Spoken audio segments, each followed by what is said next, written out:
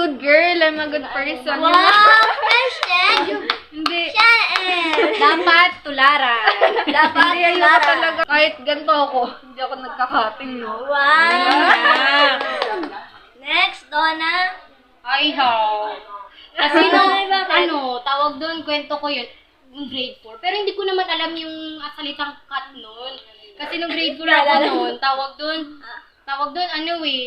syempre, nung pumasok na yung teacher noon, tawag doon, hindi na ako, nandun na siya sa loob. So, Nasa labas ka na. oo, nasa labas ako kasi masungit yung teacher na yun, B.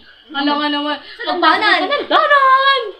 Nung bata ako nun, B, parang takot ako mapagalitan sa buong klase nun kasi Doon pa yung yan, Oo, iya. Kaya ganun, umalis na lang muna ako sa classroom, naglikot-likot sa buong campus. Kaya ayun, nakapag-cut ako ng class. Yan. Next is, sa akin is I have.